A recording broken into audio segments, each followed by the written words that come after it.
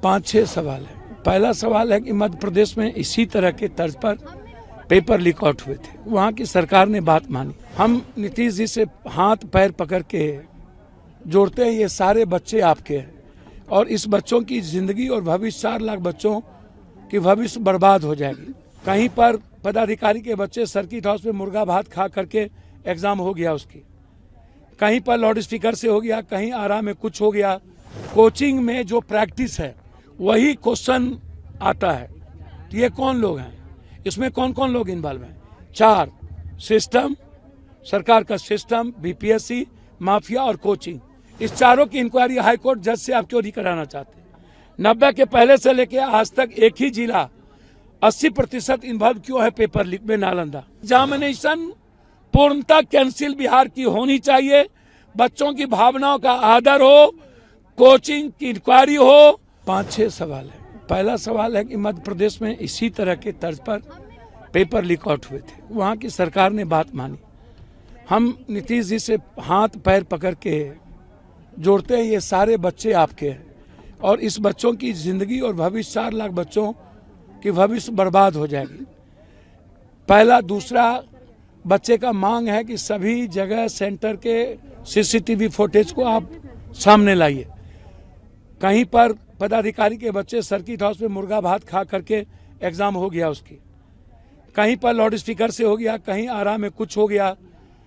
तो जब बच्चे का डिमांड है कि सीसीटीवी फुटेज लाइए और सभी एग्जाम कैंसिल करिए, एक तरफ आप कोचिंग में जो प्रैक्टिस है वही क्वेश्चन आता है। तो ये कौन लोग हैं, इसमें कौन कौन लोग इन्वॉल्व हैं? 4 सिस्टम, सरकार का सिस्टम, बीपीएससी, माफिया और कोचिंग। इस चारों की इंक्वायरी हाईकोर्ट जज से आप क्यों नहीं कराना चाहते? 90 के पहले से लेके आज तक एक ही जिला 80% इन्वॉल्व क्यों है पेपर लीक में? नालंदा। और क्यों इंक्वायरी नहीं होती, क्यों संपत्ति जांच नहीं होता है? और ये पेपर लीक आउट बंद होना कब बंद होगा? आम आदमी और मिडिल क्लास गरीब के बच्चे जो पढ़ते हैं उसकी जिंदगी कब सुरक्षित होगी? क्या ये पेपर बंद होगा? क्या आप ट्रांसपेरेंट करेंगे एग्जामिनेशन को, पारदर्शी लाएंगे? क्या जो एग्जाम भीतर में होगा वो बाहर देख पाएंगे कि हमारे बच्चे एग्जाम दे रहे हैं? क्या आप इसको सामने आगे से लाएंगे? तो आप कोई हमेशा क्वेश्चन आउट होना।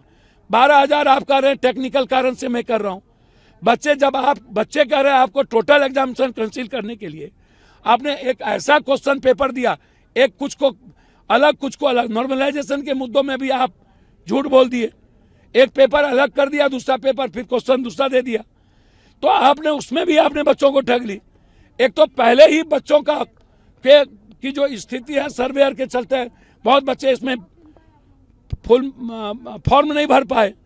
तो बच्चों की जो जिंदगी यहाँ पर बिल्कुल भूख हड़ताल से मर रहे हैं, 2 बच्चे चले गए और सरकार चिंता में नहीं है। 1000 करोड़ की प्रैक्टिस में ऊपर से नीचे बंदर बांट है और आप यदि यथावत क्वेश्चन को फिर से छोड़ दिए तो कौन प्रभावित होगा? और नया क्वेश्चन हार दिए तो कौन प्रभावित होगा? ये 4 लाख बच्चों को प्रभावित करने की बात। इसलिए एग्जामिनेशन पूर्णतः कैंसिल बिहार की होनी चाहिए। बच्चों की भावनाओं का आदर हो, कोचिंग की इंक्वायरी हो और पेपर जो लगातार माफियाओं के द्वारा सजेस्ट किया जाता और अलग अलग एग्जामिनेशन पेपर को दे करके बच्चों की जिंदगी प्रभावित होते, उस पर रोक लगे, साथ साथ पेपर लीक होना बंद हो।